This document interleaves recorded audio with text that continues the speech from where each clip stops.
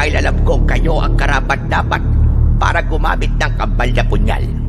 Kaya yan ang gagamitin nyo para hadlangan at patayin ang mga abalanhin. Naku po, eto na nga yun.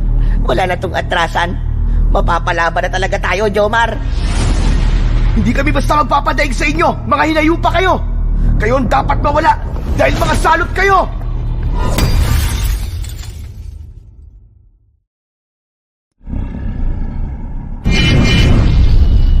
The Voice Addict.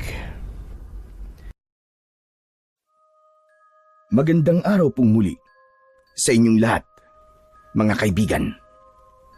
Sa araw na ito ay isa na namang kwento ng pakikipagsapalaran at kababalaghan ang aking ihahatid sa inyo.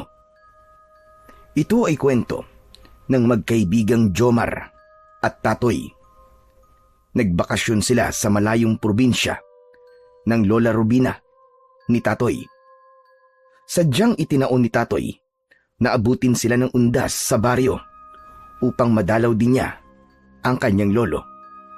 Subalit, hindi nila akalain na mahaharap sila sa kakaibang pakikipagsapalaran sa mundo ng kababalagan sa baryo ng Noches.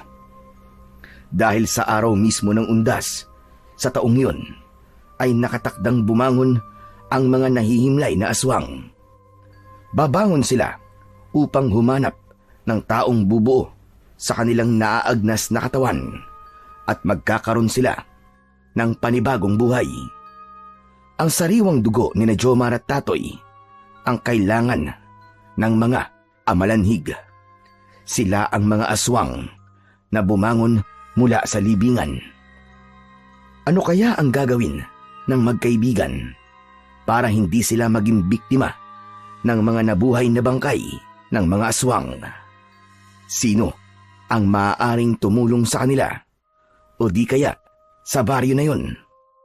Doon na rin sila malilibing kasama ng mga napatay na aswang.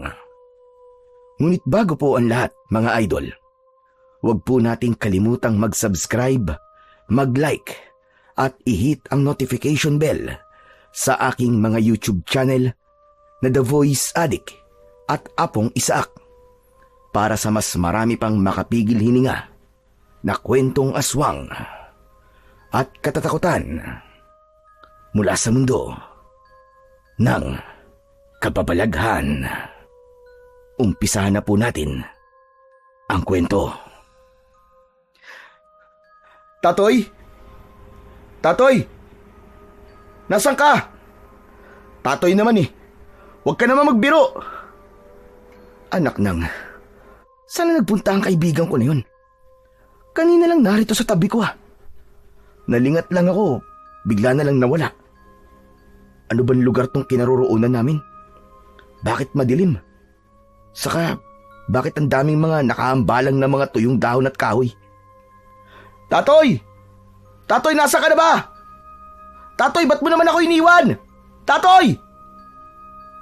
Madilim ang lugar na aking kinaroroonan. Hindi ko alam kung paano kaming nakarating sa lugar na yon. Wala rin akong maalala. Hindi ko rin tiyak kung saan ako dadalhin ng aking mga paa.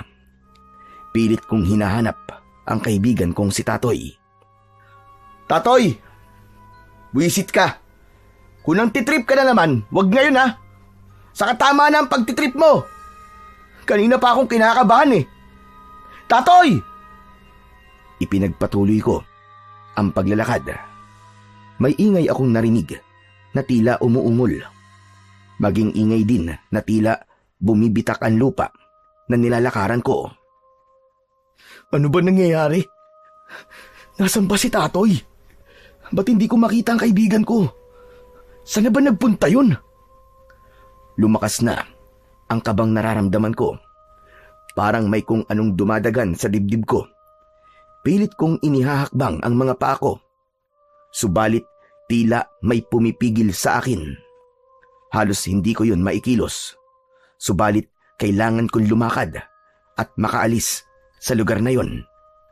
Pilit kong iginalaw ang mga binti ko Subalit nakakailang hakbang pa lamang ako nang makita kong biglang nabiyak ang lupa na nasa harapan ko. Kitang-kita ko na may kamay na lumabas doon. Natakot ako at napasigaw. Ah! May kamay! May lumabas na kamay mula sa ilalim ng lupa! Kanina ay isang kamay lang yon. Subalit naging 2 kamay at nahawakan nito ang isa kong binti. Pilit kong ipinadyak ang mga paa ko upang maalis sa pagkakahawak ang kamay na galing sa ilalim ng lupa. Kaya lamang maigpit ang pagkakahawak nun sa binti ko. Ubod lakas kong ikinilos ang aking mga paa. Kasabay nun ay unti-unti ring lumalabas mula sa bitak ng lupa ang may-ari ng kamay. Ganun na lamang ang pagkagulat ko nang makita ko ang kaibigan kong si Tatoy ang may-ari ng kamay na nakahawak sa binti ko. Jomar! Tulog! Tulungan mo ako! Maawa ka! Kinakain ako ng lupa, Jomar! Jomar! Bakit ka nandyan, Tatoy? Ano nangyari sa'yo? Huwag ka nang marami pantalog! Gusto mo bang mag-question and answer pa tayo dito bago mo ako tulungan? Papihira ka! Paano ka napunta dyan? Naka naman ang teteng, Jomar, oh. Kinakain na nga ako ng lupa. Gusto mo pa rin alamin muna kung paano ako napunta rito. Tulungan mo na ako! Nagtataka lang kasi ako eh. Tulungan mo na lang ako. Maawa ka naman sa akin, Jomar! Okay, akin na yung kamay mo at hihilahin ko para makahawad ka sa lupa. Ito na ang kamay ko. Hawakan mo ng mahigpit. Oo, hawak ko na, hihilahin ko na. Bibilang ako ng 3, ha? Tapos, hilahin mo ako. Oo, sige. Bilisan mo, nangangawit na ako.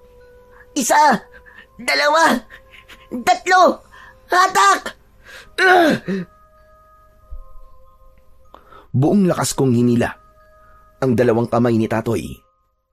Pero ganun na lamang ang sindak at pagkagulat ko nang maputol ang 2 kamay niya. Naiwan sa nakabukan lupa si Tatoy at tuloy-tuloy na nahulog. Dinig na dinig ko ang sigaw niya.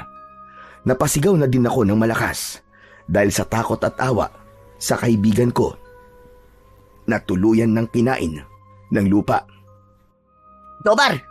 Jomar, gising! Gising, Jomar, gumising ka!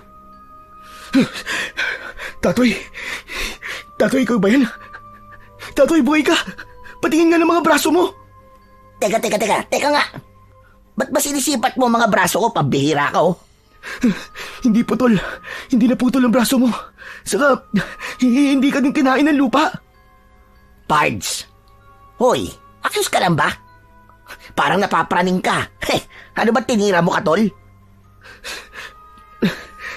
Panaginip lang pala ang lahat ng yun. Tama ka. Talagang nananaginip ka, Pards. Panay nga ang ungol mo eh. Nakakahiya ka. Nakatingin tuloy yung mga katabi natin dito sa barko. Dahil puro ka ungol. Lakas-lakas pa naman. Hindi ko maintindihan kung nahihirapan ka ba o nasasarapan ka dahil sa ungol mo eh. Iginala ko ang paningin ko. Maraming tao roon. Narinig ko rin ang ingay ng ferry na aming sinasakyan. Oh, bakit? Wag mong sabihin nagtataka kung nasan ka. Pards, nandito tayo sa barko. Sakay tayo dahil magbabakasyon tayo sa probinsya namin sa Romblon. Ha? Bakasyon? Oo, bakasyon. Dahil gaya ng usapan natin, doon tayo magpapalipas ng undas sa probinsya ni na Lola Robina, di ba? Saka ko palang naalala ang lahat. Nasa gitna nga kami ng dagat at patungo sa probinsya ng kaibigan kong si Tatoy. O ano? Ayos ka na ba? Okay ka na ba? Naalala mo na ba? Ha? Oo. Naalala ko na. Nandito tayo sa gitna ng dagat, sakay ng barko. Yun! Buti naman. Akala ko kailangan pa kitang sampalin para matauhan ka at maalala mo kung nasan tayo. Salamat naman. At panaginip lang pala ang lahat ng yun. Bakit ba? Ano ba yung napanaginipan mo? nakakatakot kasi. Mukha kang nakakatakot.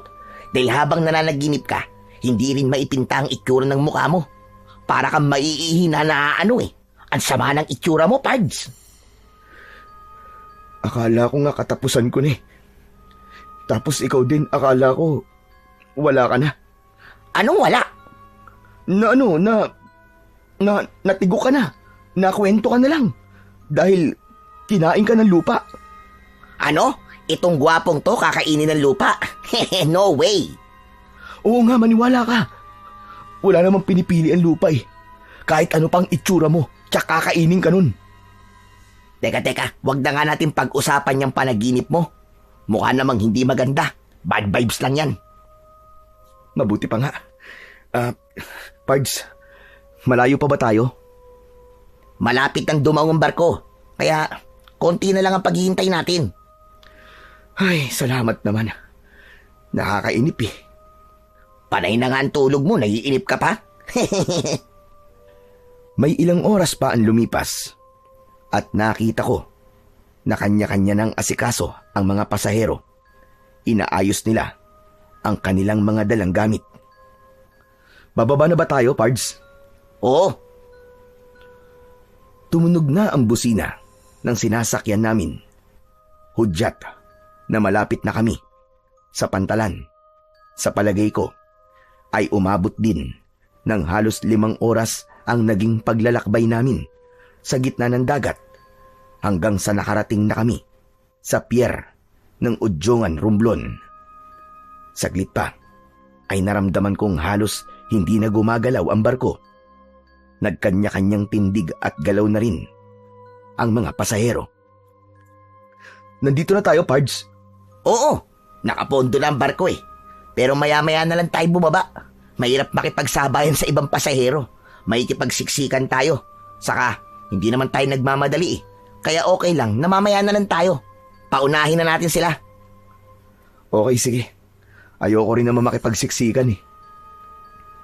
Nagpalipas muna kami ni Tatoy ng konting sandali pa hanggang sa mabawasan ang mga pasaherong bumababa ng barko.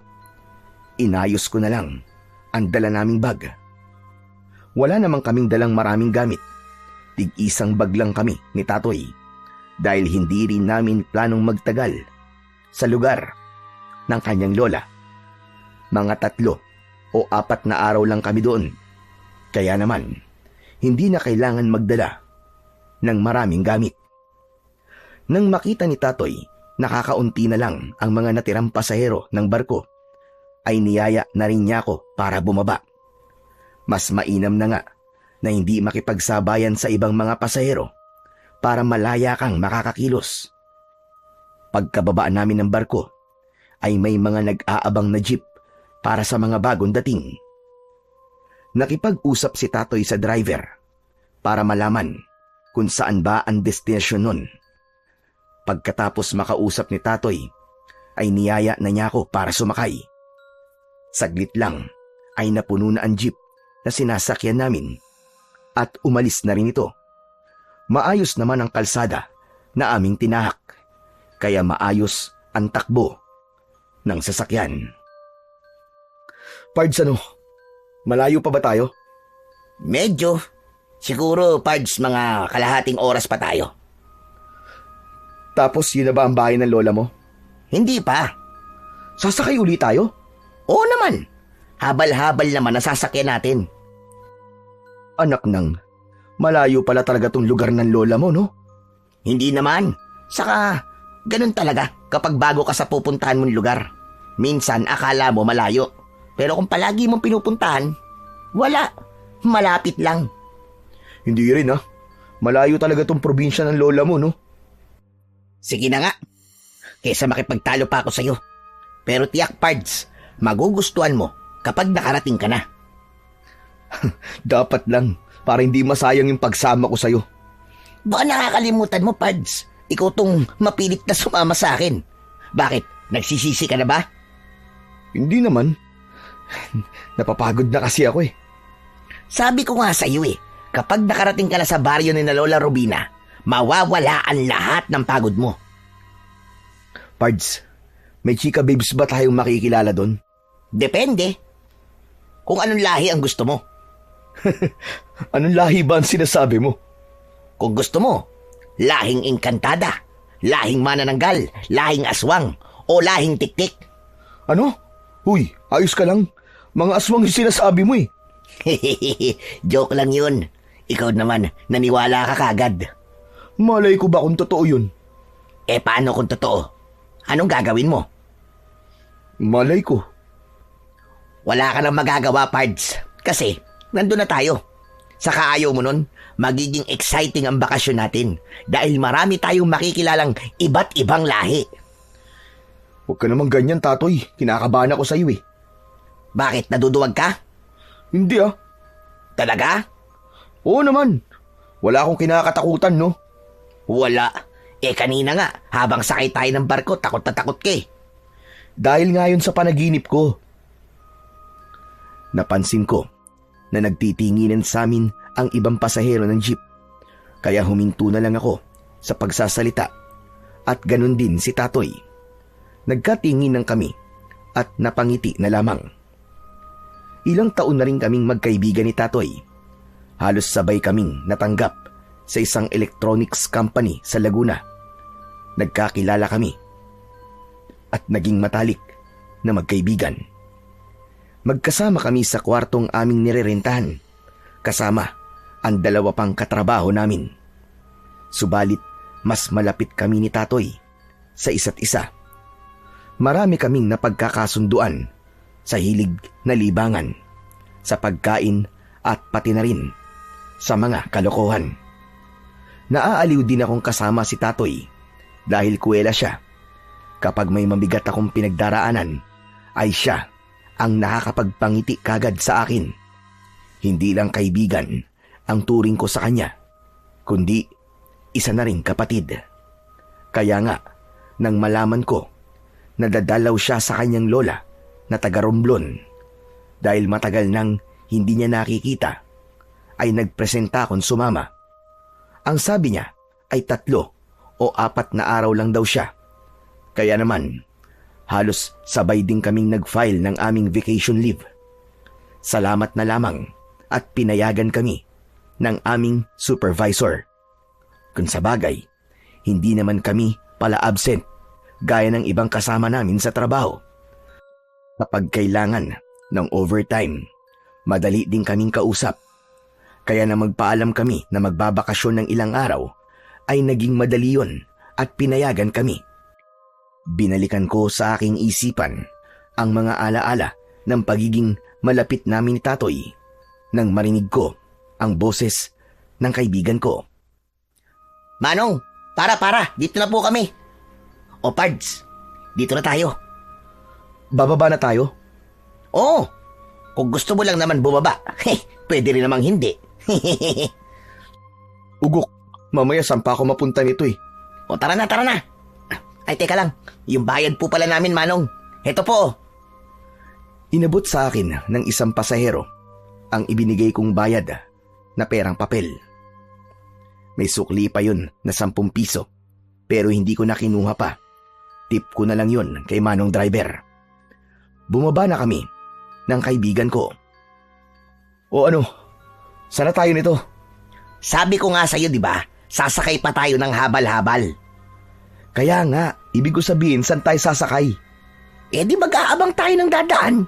Maya-maya lang, tsak may darating na dyan. Halos hindi pa tapos sa kanyang sinasabi si Tatoy nang makarinig ako ng tunog ng isang motorsiklo. Open pipe muffler ang motor. Kaya naman, sadyang napakaingay. Ang sakit sa tenga. Nang malapit na yon sa amin, ay pinara ni Tatoy. Huminto ang habal-habal. Sa Barrio Noches, Chong. Tumango ang habal-habal driver.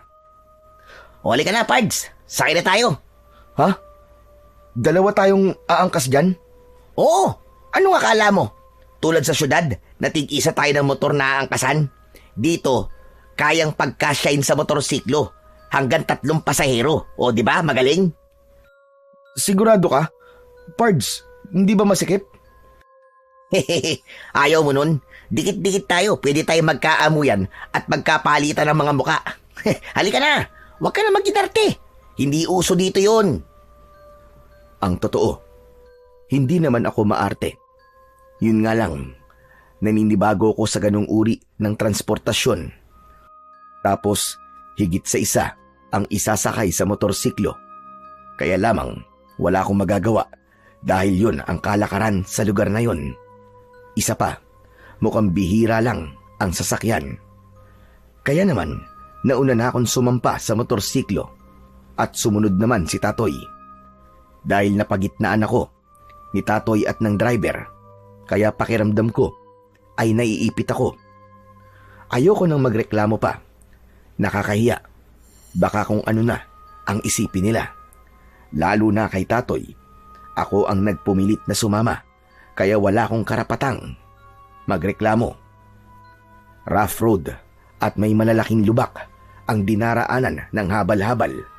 Kaya pala ganun ang sasakyan, dahil yun lang ang sasakyan na talagang uubra sa ganung klase ng daan. Umabot din ng nasa kalahating oras ang naging paglalakbay namin. Nang huminto na ang sinakyan naming habal-habal, ay wala pa rin akong makitang mga bahay.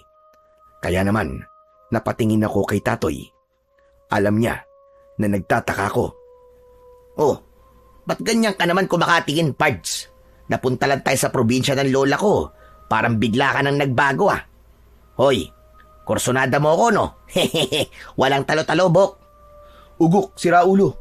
Anong kursunada ang sinasabi mo? Hindi, uy. Eh, ba't ganyan ka kumakatingin sa akin? Kasi nga, wala pa rin akong nakikita mga bahay. Eh, kasi nga, maglalakad pa po tayo.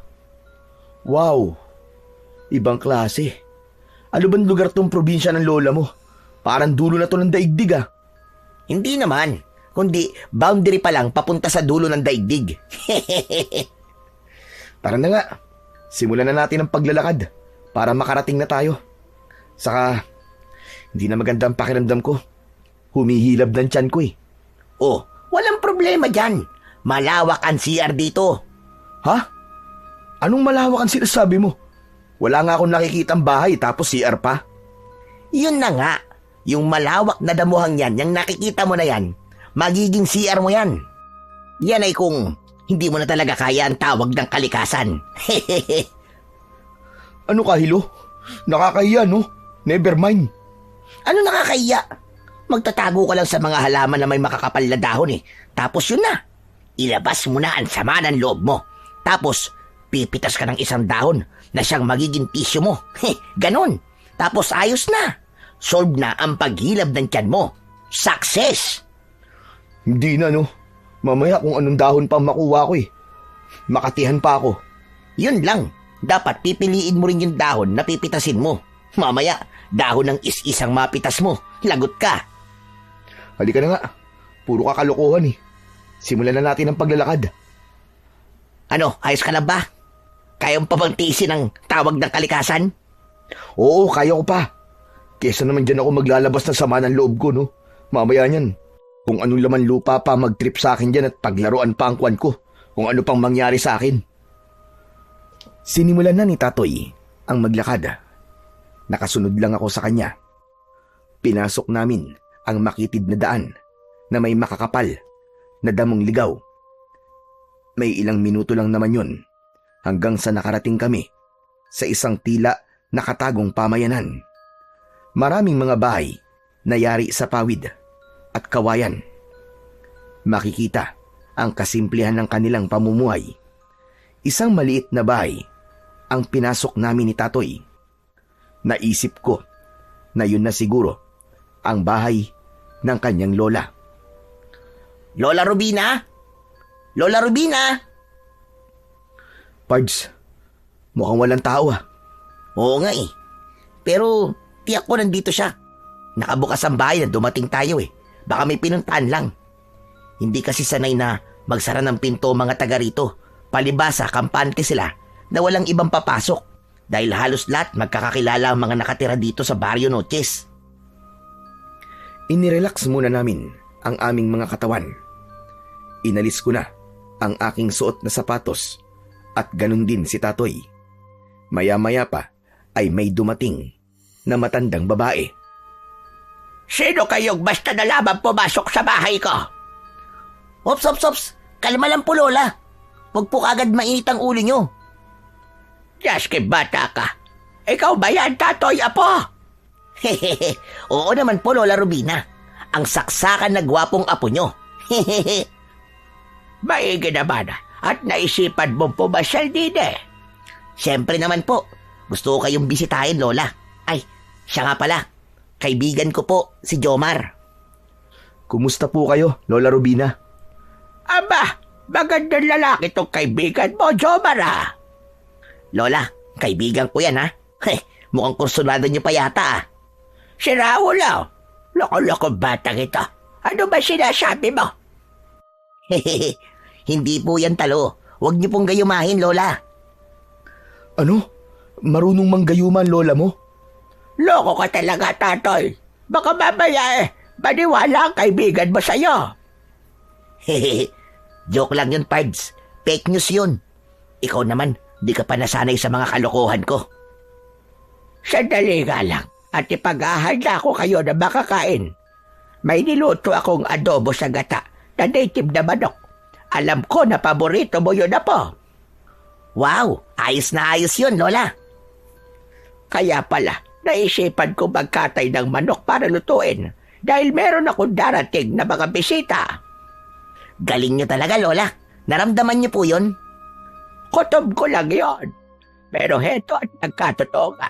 Dumating kayo. Naghanda ng masarap na hapunan ang Lola Rubina ni Tatoy. Mukhang masarap ngayon dahil amoy pa lang ay natakam na ako. Kaya lamang naalala ko yung sinabi ni Tatoy kaya bigla kong nawalan ng gana. Tungkol yun sa gayuma. Ayaw mo ba ng pagkain inihanda ko, Jomar? Pards, kumain ka na. Kapag naragdagan ng laman ng tiyan mo, tiyak, matutuloy na yung pagbabawas mo. Huwag ka mag-alala. May CR dito, kaya hindi ka pupunta sa kakauyan. Teka, ayaw mo ba kumain? Busog pa ako, Tatoy eh. Busog? Halos wala tayong kinain sa biyahe. Nako, alam ko na yan. Natakot ka sa sinabi ko kanina, no? Na baka gayumahin ka ni Lola? Akala mo siguro may halong gayumay ang inihanda niyang pagkain. Uy, sira ulo ka. Huwag kang tamang hinala. Nagbibiro lang ako. Sabi ko nga sa'yo, joke lang yun. Fake news lang yun. Huwag kang maniwala. Ayan, nakita mo na, Tatoy. Dahil sa kalokohan mo, naniwala tuloy itong kaibigan mo. Pards, ano ka ba? Kaibigan mo ko. Ipapahamak ba naman kita? Walang gayuma yan. Sige na, kumain ka na para matikman mo kung gaano kasarap magluto ng adobo sa gata na native na manok si Lola Rubina. Sige na! Totoo naman ang sinabi ng kaibigan kong si Tatoy. Noon lang ako nakatikim ng ganung luto ng manok. Para bang chicken curry, pero mas masarap dahil purong gata ang siyang ipinangluto sa manok. Noon lang din ako nakatikim ng native na manok. Hindi kasing lambot ng chicken na 45 days, kundi mas malasa. Marami akong nakain.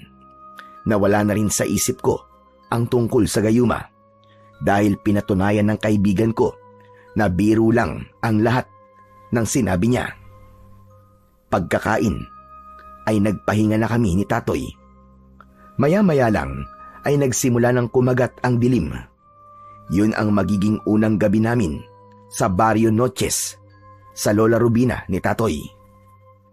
Malamig ang simoy ng hangin ng gabing yun. Umiiral na ang hanging amihan na siyang lalong nagbigay ng malamig na simoy. Dahil wala nang gagawin si Lola Rubina, kaya lumapit siya sa amin. Ramdam ko na plano niya ring makipagkwentuhan, kaya siya na ang nagbukas ng pag-uusapan. Natutuwa talaga ako at naisipan mo kung dalawin dito, Apo. Sabi ko nga po sa inyo, Lola Rubina, na-miss ko po kayo. Hindi tunay na lola ni Tatoy si Lola Rubina dahil patay na ang kanyang lolo at lola sa side ng kanyang nanay. Samantalang sa side naman ng kanyang tatay ay masyadong malayo ang mga ito dahil nasa Mindanao.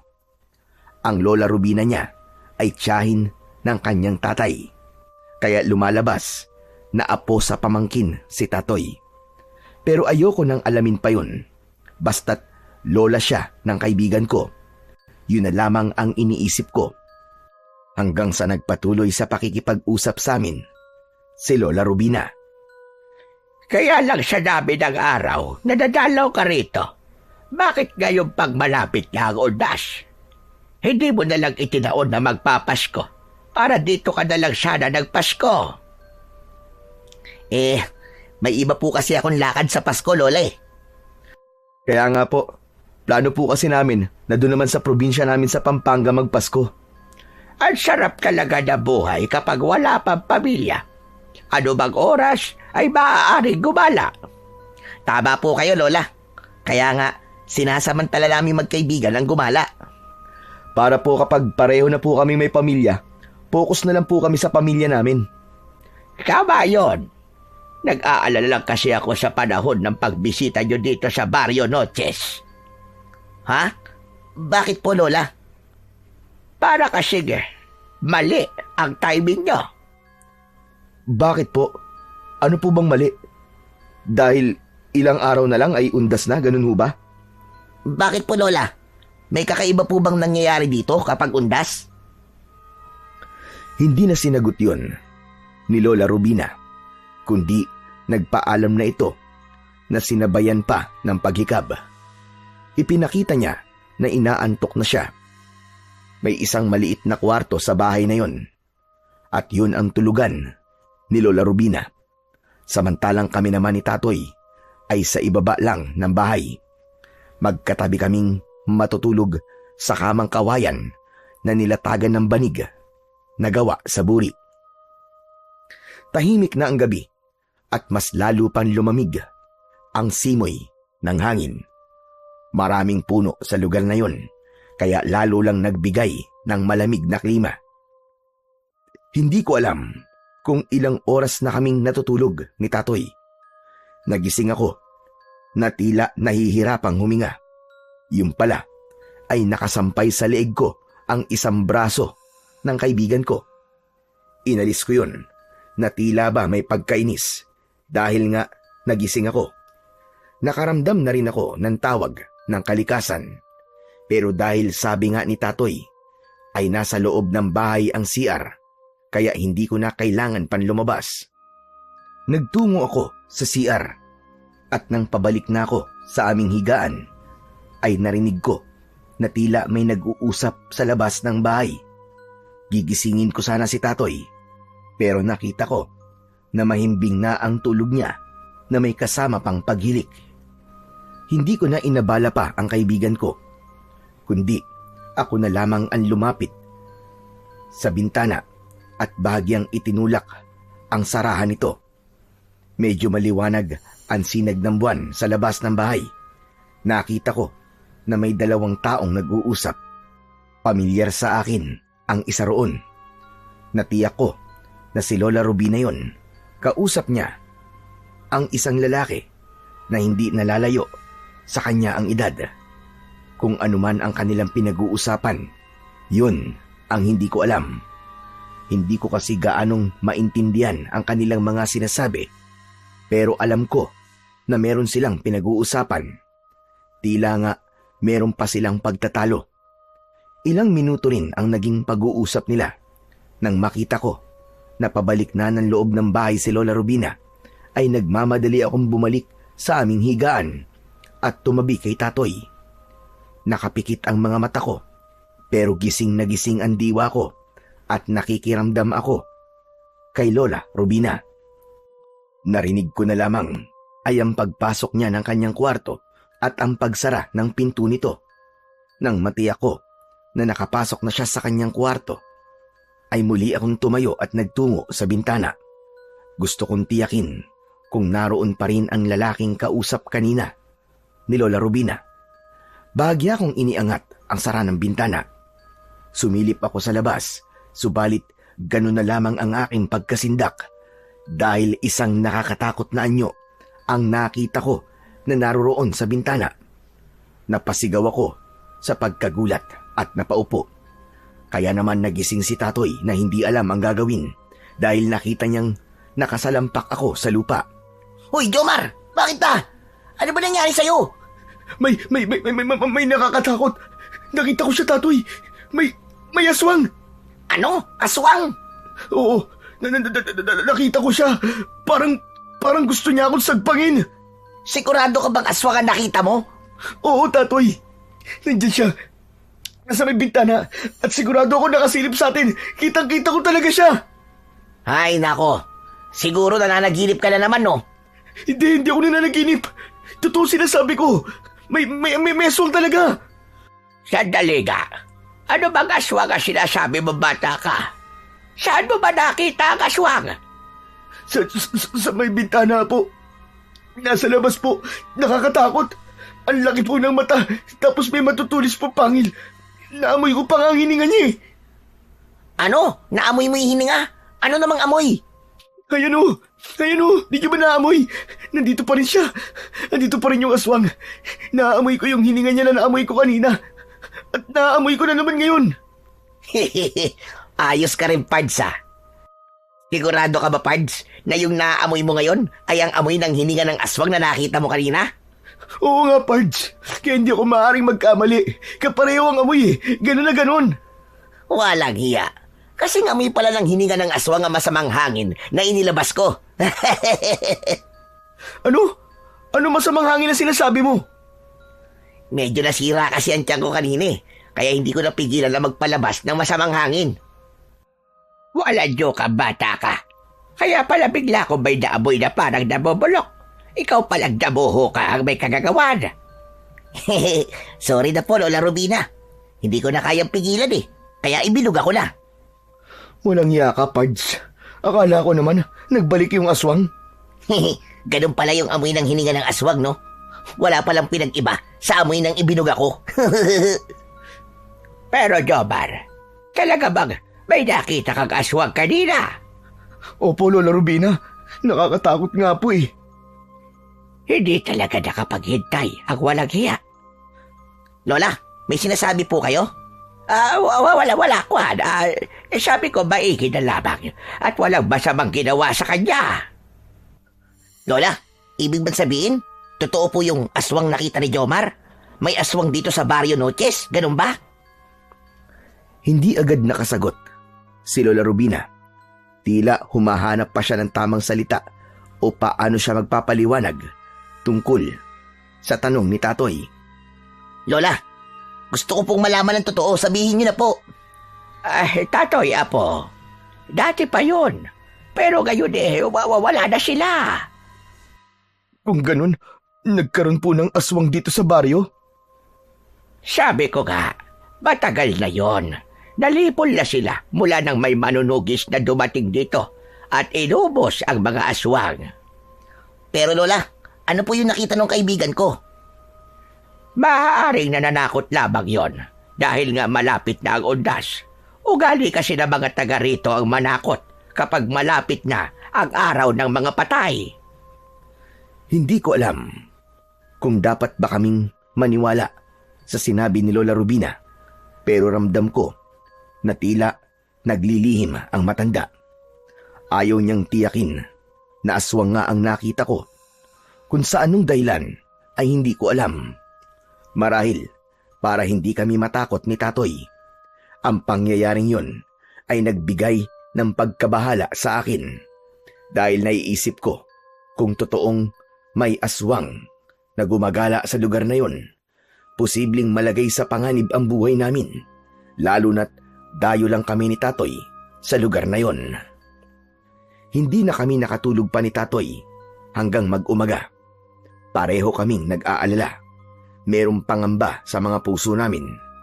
Ganun pa man, hindi ako nagsisi na sumama sa kaibigan ko sa bakasyong yon. Alam ko sa sarili ko, may dahilan kung bakit ako nakarating sa lugar na yon. Meron akong matututunan sa anumang magiging karanasan ko. Nagliwanag na ang paligid. Hindi na kami nakatulog pa ng kaibigan ko, kaya naisipan na lang naming lumabas ng bahay. Tumambay kami sa harapan.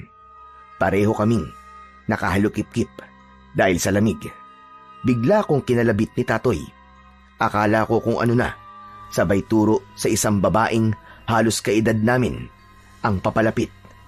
Maganda siya at agad kaming ninitian habang papalapit sa amin ng kaibigan ko. Kumusta kayo? Mga bisita ba kayo ni Lola Rubina? Oo. Galing kami sa Maynila. Dinalaw ko lang ang Lola Rubina ko. Miss, ako nga pala si Tatoy. At itong kasama ko ay si Jomar. Tropa ko. Kumusta naman kayo? Ako naman si Mina. Tagarian lang ako sa Ibayo. May kailangan sana ako kay Lola Rubina. Kaya lang, tulog pa siya, Mina eh. Gusto mo ba nagisingin ko na lang ang lola ko? Baka importante ang sadya mo eh. Hindi na kailangan dahil gising na ako. Gising na pala si Lola Rubina. Hindi namin namalayan ang paglapit niya. Siguro dahil ang atensyon namin ay nakapokus sa magandang dilag na lumapit sa amin. Magandang araw po sa inyo, Lola Rubina. May kailangan ka ba sa akin, ha, Mina? Hihingi lang po sana ako ng langis para sa nanay ko pong may sakit. Mainam daw po kasi na panghaplas ang langis na may nakababad na mga halamang gamot. Nananakit po kasi ang buong katawan ni nanay eh. O sige, at ikukuha kita. Maigi na lamang at meron pa akong ginawa. Pambenta ko yon kaya lamang dahil malakas ka sa akin, ay bibigyan na lamang kita. Naku, salamat po.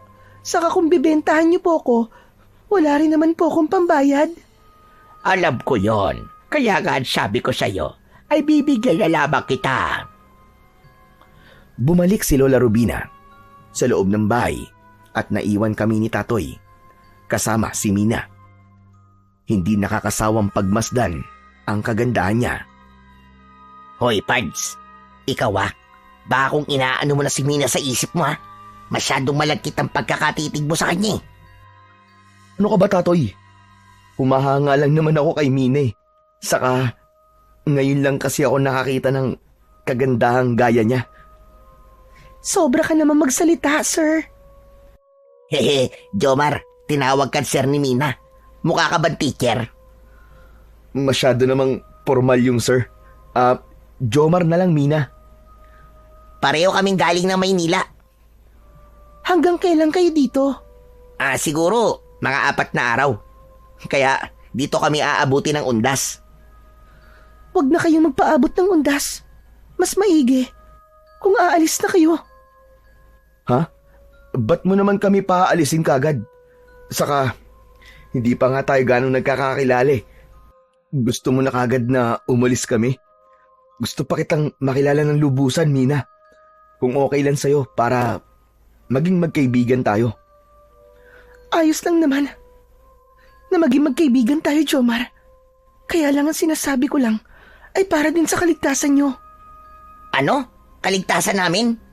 Oo, dahil delikado kayo rito kung aabutin pa kayo ng undas. Ha? Bakit naman? Ano bang pwedeng mangyari sa amin? Bago pa sagutin ni Mina ang tanong ko, ay bumalik na galing sa loob ng bahay si Lola Rubina na dala ang isang maliit na bote na may lamang langis. Iniabot ng matandang babae ang maliit na bote sa dalaga at pagkatapos ay nagpaalam na ito. Kayo dalawa. Ba't ganyan kayo kumakatitig kay Mina? Talagang sinundan niyo pa siya ng tingin.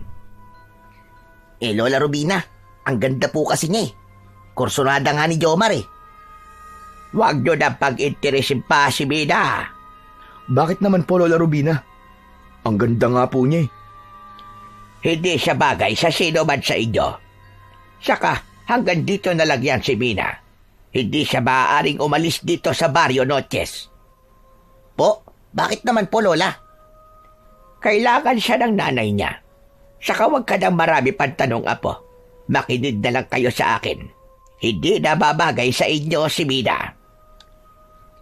Ikalawang gabi namin ni Tatoy sa baryong yun. Namamalagi namang maayos ang lahat. Walang nanggugulo sa amin.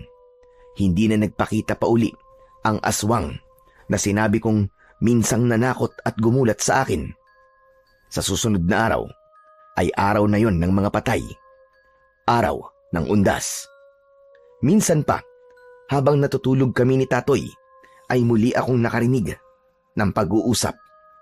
Dahil puno ng pagtataka ang isipan ko, kaya naman bumangon ako at nagpunta sa bintana. Muli ay sinilip ko kung sino ang narinig kong nag-uusap sa labas.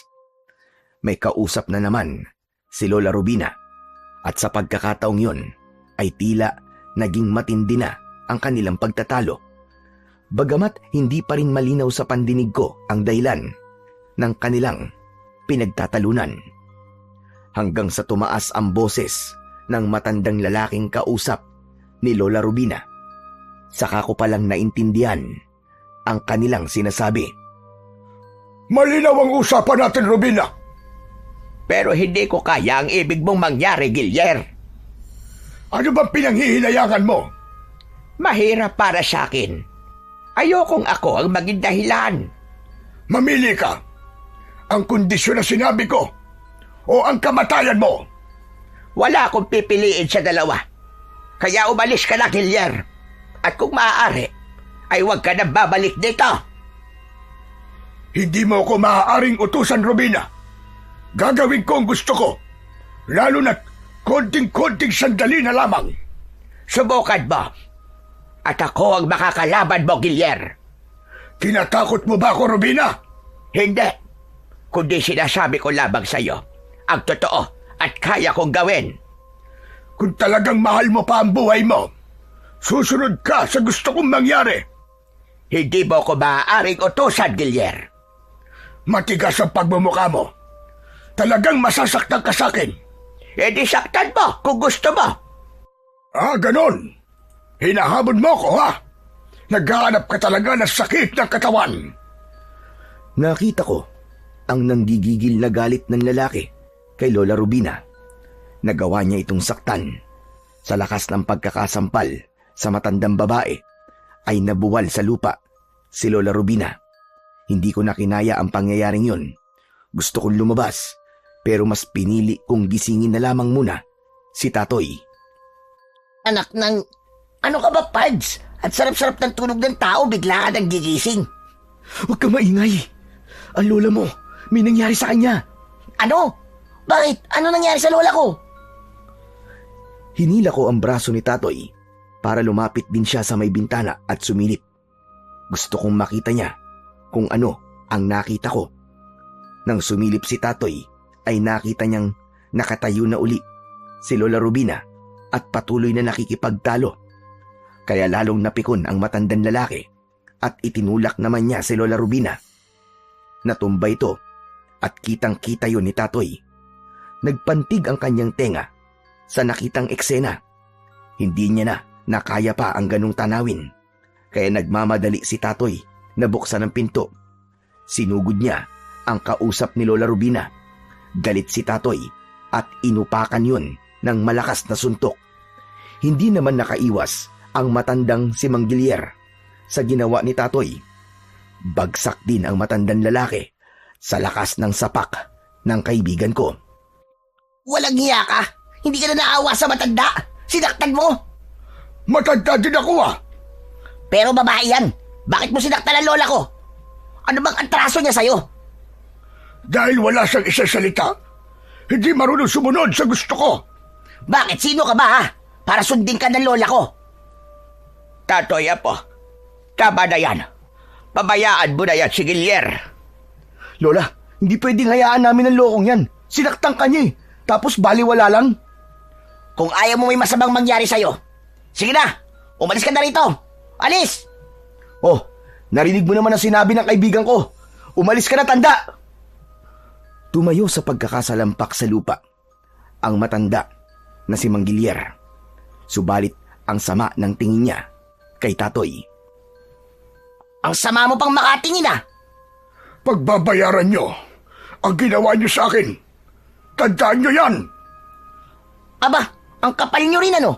Kami ba talaga ang tinatakot mo? Ikaw na nga itong may ginawang katarantaduan?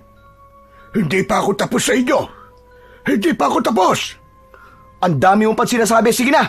Umalis ka na, tagda. Tsupi! Layas! Walang lingon-lingon na umalis na ang matandang lalaki. Pero kita sa mukha nito ang matinding galit. Inalalayan naman ni Tatoy si Lola Rubina para pumasok sa loob ng bahay. Tila magmumukhang liwayway na noon. Hindi nyo na dapat pag ginawa yun kay Gilier. Lola, ba't kayo natatakot sa lalaking yun? Puro yabang lang naman yun eh. Babae lang ang kayang labanan nun. Apo, ayoko lang magalit siya. Para rin sa inyo yun ang kaibigan mo. Para po sa amin, Lola Rubina. Oo, dahil gusto ko kayong protektahan.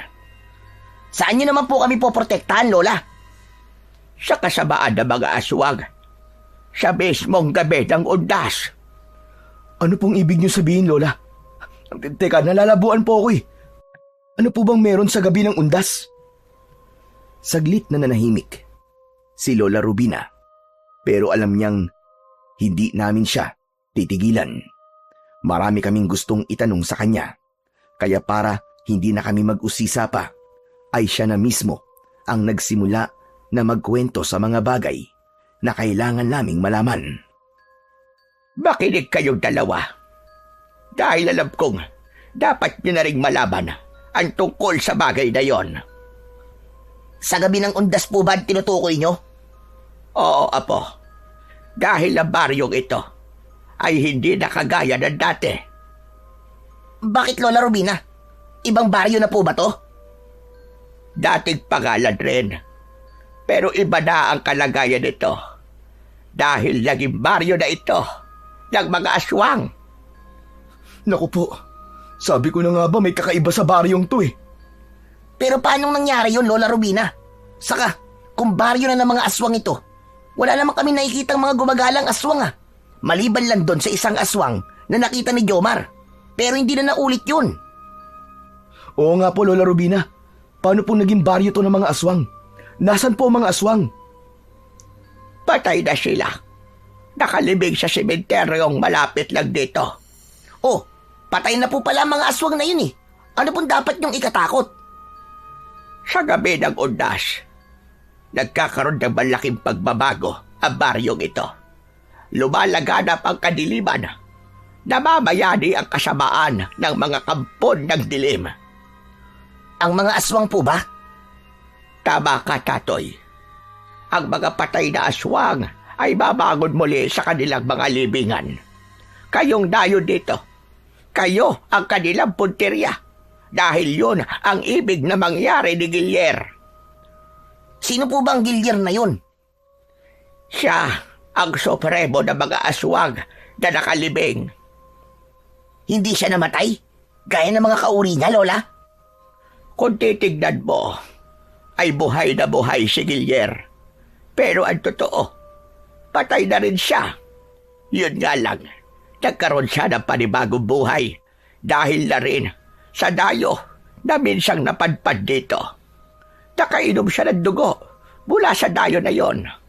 Ang pag-inom ng sariwan dugo ng bumabagong aswang mula sa libingan ay siyang magpapabago ng naaagdas na katawan. Ano po? Narinig mo ang sinabi ko. Kapag nakatikim ng sariwan dugo, ang bumangong bangkay ng aswang ay mabubuo ng muli ang kanilang katawan. Babalik sila sa dati at magkakaroon ng pagkakataong mabuhay muli ng matagal upang ipagpatuloy ang kanilang pag-asik ng lagim. At dugo nyo ang paraan para mangyari yon. Kaya sa gabi ng undas, hahanapin nila kayo dahil kailangan ng mga nabuhay na bangkay ng aswang at sariwan dugo yung dalawa. Taon-taon po ba nangyayari yun, Lola Rubina? Hindi. Tuwing 50 taon. Sa darating na undas, ay 50 taon ng ganong ritual ng mga amalanhig. Kaya nga kailangan mag-ingat tayo at maging handa. Bakit kami lang po ang kanilang hahantingin? Kayo rin naman, Lola. May dugo rin naman kayo, di ba? Hindi na nila kailangan ng dugo ko, Apo. Hala, bakit po, Lola? Expired na po ba ang dugo nyo? Iba na po ba ang lasa? Malansa na po ba? Diyos mio, grabe ka naman sa akin, Apo. Pasmado na masyado yung buganga mo. Sariwa at nasa kasibulan ang dugo na kailangan ng mga abalanhig. Mas sariwa ang dugo, mas malakas yun para sa kanila. Mas madali para mabuo ang kanilang nasirang katawan. Sa maikling salita, ay kayo ang kailangan nila. Pero Lola, nakikita ko na meron naman pong kabataan din ang naririto sa baryo Gaya na lamang po ni Mina. Tama ka. May mga kabataan nga. Pero may nakatagong lihim sa likod ng mga kabataang nakikita nyo, mga apo. May lahi na rin silang aswang. Hindi na interesado sa kanila ang mga nabubuhay na bangkay. Kung ganun, tayo lang talaga ang kailangan nila, Pards. Delikado tayo. Ano kaya kung umalis na tayo dito? Bumalik na tayo sa lungsod. Hindi na kayo makakalabas pa hanggat hindi natatapos ang kaarawan ng undas. Ho? Bakit naman po, Lola Rubina? Pipigilan na kayo ng mga taga-baryo ang mga naninirahan dito. Bakit po? Sila ang mga kamag-anak ng mga aswang na mabubuhay sa gabi ng undas. Siyempre, inaasahan rin nilang mabuhay uli ang mga ito at makasama nila. Pagkatapos ng pakikipag-usap namin ni Tatoy sa kanyang Lola Rubina, ay ganap nang naging malinaw sa amin ang lahat. Talaga nga palang nasa panganib ang buhay namin. Oh, ba't ganyan ka makatingin sa akin, Pards? Wala, Pards. Hindi lang ako makapaniwala sa magiging kapalaran natin dito. Buhay pa tayo, Jomar. Hindi pa tayo tigok. Teka nga, sinisisi mo ba ako, Pards? O nagsisisi ka ba na sumama sa akin dito? Hindi naman, Pards. Saka, ako naman ang naging mapilit na sumama sa'yo eh. Huwag kang mag-alala, Pards. Hindi tayo mapapahamak dito. Pero hindi mo ba narinig yung sinabi ni Lola Rubina? Wala nang kaparaanan para makaalis tayo dito. Dahil hahadlangan daw tayo. Tsak gagawin nila ang lahat para hindi tayo makaalis. Kung magpupumilit tayo, baka kahulugan na rin yun ng kamatayan natin. Alam ko, may paraan pa. Ano? Paano? Kilala ko si Lola Rubina. Hindi niya tayo pababayaan. Sana nga totoo yung sinasabi mo. Dahil ayoko pang mamatay, Pards. Gusto ko pang makabalik sa syudad at magkaasawa. Bakit? Ayaw mo na ba kay Mina? Mukhang okay naman siya. At sa tingin ko, kursunada ka rin niya. Hindi nga. Yun din ba napansin mo? Aba, oo naman. Malakas ang kutob ko. At madalas, nagkakatotoo. Pero okay lang ba sa'yo na magkaroon ng jowa na galing dito sa Barrio Noches? Oo naman. Kung yun ba ang magiging kapalaran ko, bakit hindi? Dahil wala akong makita sa syudad. Kaya nga hindi ka dapat mag-isip na mapapahamak tayo rito. Kailangan maging positive ka. Dapat ang isipin mo, makakaligtas tayo dito. Kasi nga, mag-aasawa ka pa, di ba? Tapos, magiging abay pa ako sa kasal nyo ni Mina. Ayos ka rin, no? Umabot ka na kagad sa kasalan, Ang bangis mo. Hindi ko pa nga alam kung magiging kami ni Mina. Saka, kung magkakasundo ba kaming dalawa. Basta, sure yun. Kaya kapag nakita ulit natin si Mina, huwag ka nang magpatumpik-tumpik pa. Diskartehan mo na kagad. Bago ka pa maunahan ng mga babangon na aswang na malanhig. Kung sa mga aswang rin lang naman, hindi ako magpapatalo, no? Hindi ako papayag. Bawang lang ang katapat nila. Talaga lang, ha? Sabi mo yan, ha? Atapang tao, ha? Pinapakalma ko lang ang sarili ko. Pilit kong pinapalakas ang aking loob kahit na ang totoo ay abot-abot na rin ang nararamdaman kong kaba at takot. Subalit kahit paano, ang kabang yun ay napapalitan ng kahit konting kilig. Dahil yun, kay Mina. Nagiging pampakalma ko ang pangalan niya kapag naririnig ko yun. Kaya kinabukasan, hindi inaasahan ay nakita ko si Mina. Mag-isa ako nun na lumabas ng bahay. Napasarap kasi ang tulog ni Tatoy, kaya iniwang ko siya habang naghihilik pa. Sinusulit ko ang mga natitira kong araw at oras sa Barrio Noches. Hi, Mina. Saan ka galing? Ikaw pala, Jomar. May inutos kasi sa akin si nanay. Nag-deliver ako ng niluto niyang sumang malagkit. May nagpagawa kasi sa kanya. Wow, masarap siguro ang sumang malagkit na gawa ng nanay mo, no? Oo naman. Kaya lang sayang pala. Kasi wala nang natira eh. Patitikimin sana kita. Ganun ba? Pero ayos lang. Pauwi ka na ba, Mina? Oo. Pwede ba kitang ihatid sa inyo? Ha? Sigurado ka ba? Oo naman. Para malaman ko rin kung saan ka nakatira. Sige, ikaw ang bahala. Nauna nang lumakad si Mina at kasunod lamang niya ako. Habang naglalakad kami, ay may nakikita akong mga tao sa lugar na aming dinadaanan.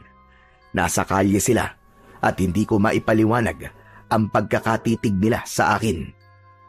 Napansin ni Mina ang pagkabalisa ko sa mga kakaibang tingin ng mga taga-Barrio Noches sa bawat lugar na aming dinadaanan.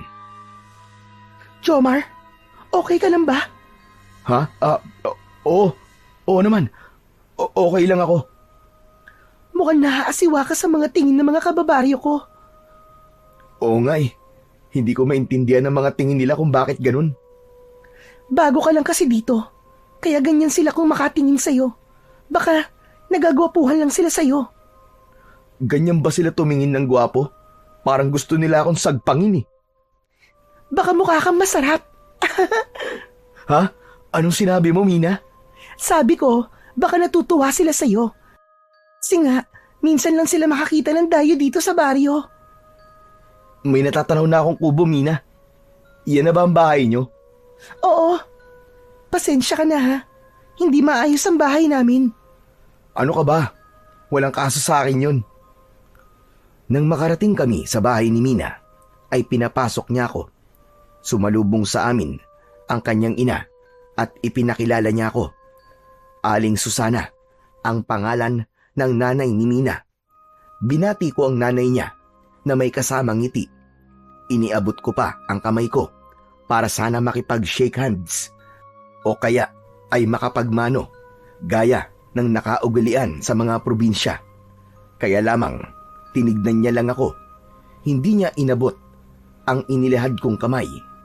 Sa maikling salita ay napahiya ako, pero hindi ko na yon pinansin pa. Sanay naman akong mabaliwala gaya ng mga dati kong niligawan at pinaasa lamang. Kaya lamang ang ipinagtataka ko ay ang kakaibang tingin sa akin ng nanay ni Mina. May talim ang mga tingin niya sa akin. Pinagmasdan niya ako mula ulo hanggang paa. Kung anuman ang ibig sabihin ng mga tingin niyang yon ay hindi ko alam. Subalit nagdulot sa akin yon ng kakaibang pakiramdam. Para bang biglang nangalisag ang aking balahibo na hindi ko maintindihan. Maupo ka muna, Jomar. Kukuha lang ako ng kahit na anong makakain mo. Hindi na, Mina. Ayos lang ako. Hindi naman ako nagugutom eh. Sigurado ka? Oo, huwag ka na mag-abala pa. Kape na lang. May nilagang kaping barako si nanay. Bibigyan kita. Hindi ako mahilig sa kape. Baka lalo lumakas ang nervyos ko eh. Kaya ayos lang ako. Huwag mo na akong alalahanin. Para-paraan na lamang ang aking mga sinabi kay Mina. Pero ang totoo, ayokong tumikim ng kahit na anong pagkain man o inumin na ibibigay ni Mina. Dahil nga iba ang kutob ko. Hindi kay Mina, kundi sa nanay niya. At tubili pa rin ako sa kanyang hindi pangkaraniwang mga tingin. Gusto kong isipin na humahanga lang siya sa kagwapuhan ko.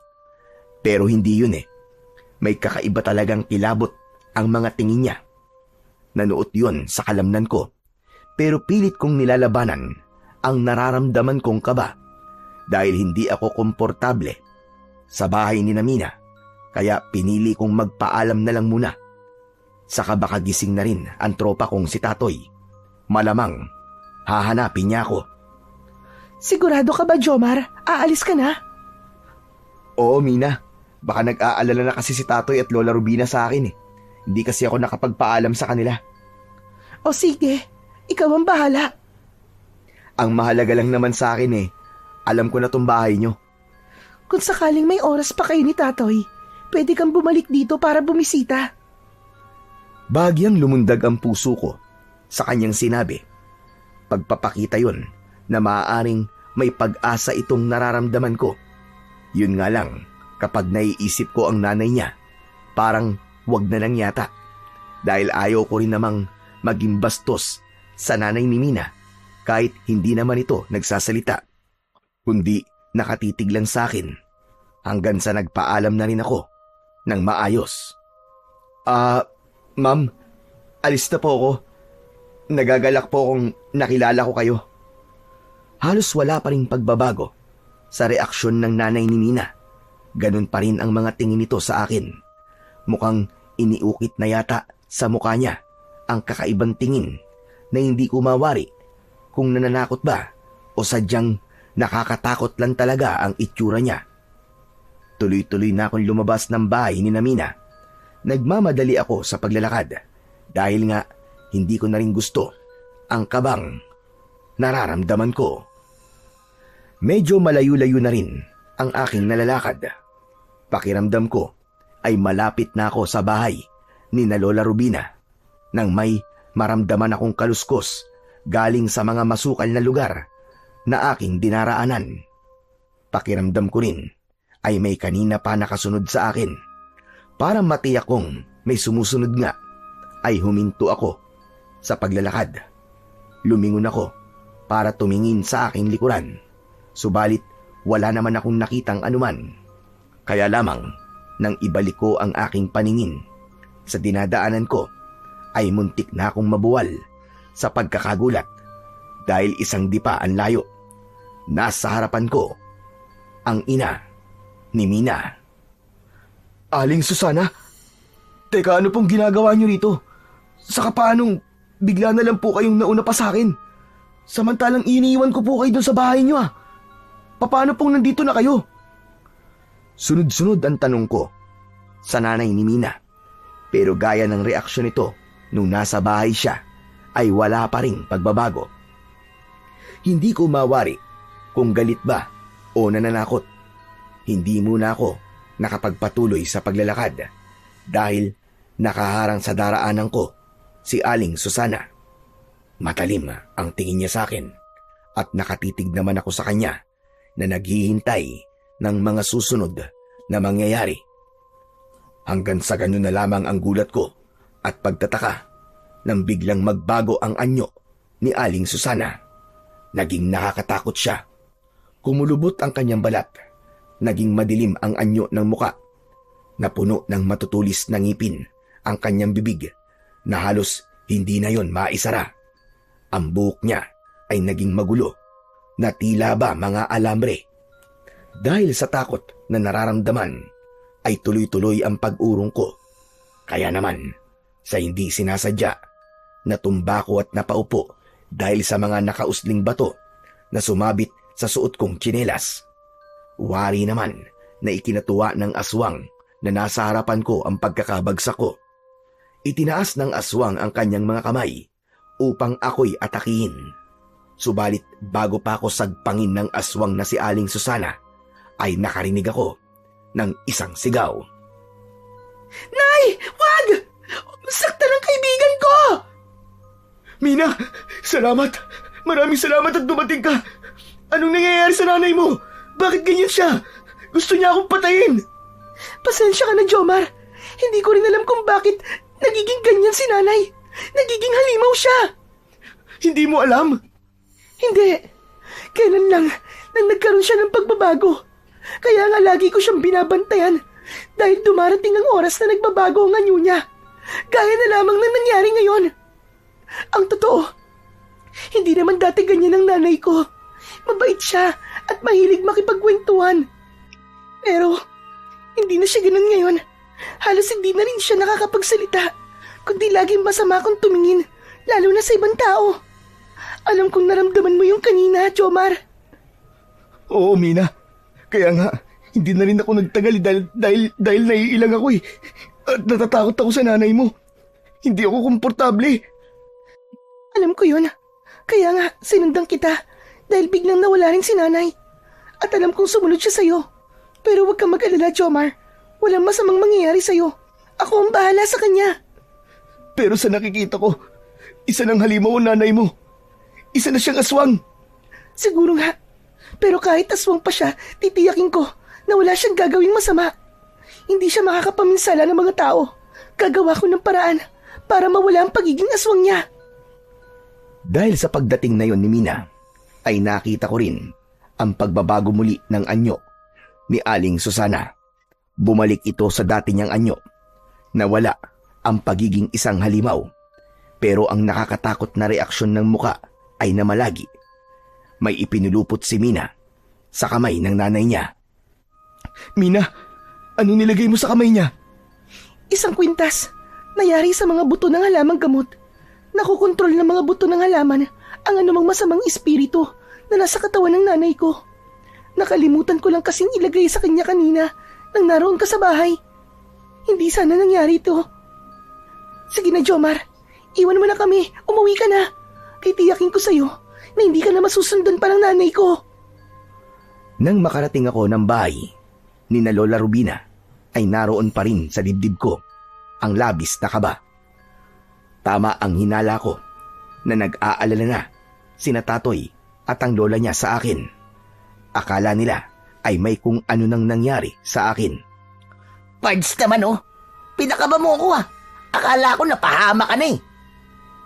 Bakit kasi hindi ka ba lang nagpaalam na maglalakad-lakad ka pala? Pasensya na po kayo, Lola Rubina. Tatoy, tulog pa kasi kayo kanina eh. Pero wag na po kayong magalit. Wag na po kayong mag-alala dahil okay lang naman po ako eh. Sure ka ba? Ayos ka lang? Pansin ko kanina na dumating ka para ka namumutla eh. Para bang nakainom ka ng sangkaterbang suka. Kitang-kita ko kaya sa mukha mo ang kaba. May nangyari ba?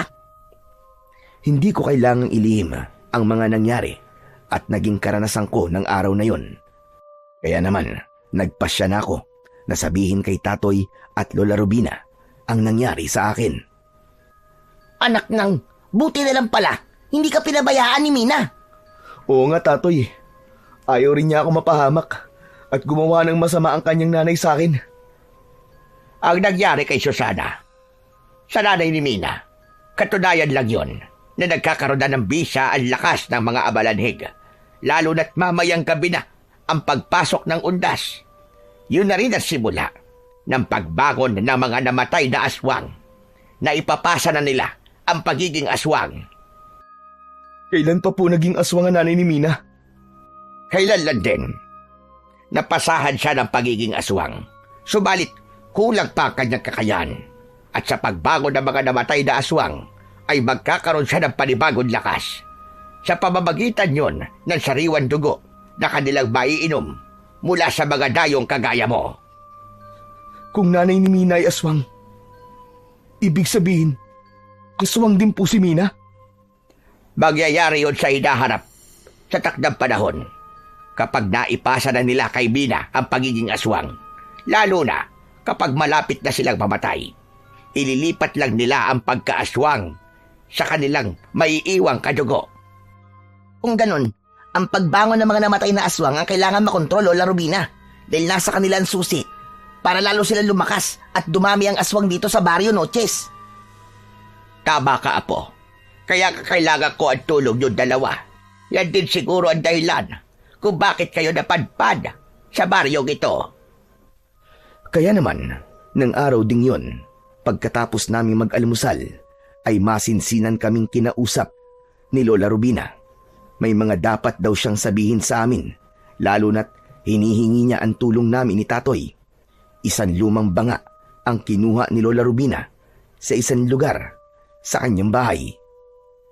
Ano pong meron sa banga na yan, Lola? Nasa loob dyan ang ilang bagay na maaari niyong gamitin para hadlangan ang mga babangong amalanhig na maghahasik ng lagim dito sa baryo. Nakikinig lamang ako sa mga sinasabi ni Lola Rubina. Binuksan niya ang takip ng banga. Napansin ko ang kulay abong usok na lumabas sa loob nun nang tanggalin na niya ang takip. Saka kinuha sa loob ng banga ang bagay na nababalutan ng itim na tela. Ibinaba niya yon sa aming harapan. Kapwa naman kami tahimik ni Tatoy. Naghihintay na alisin ni Lola Rubina ang nakabalot na itim na tela.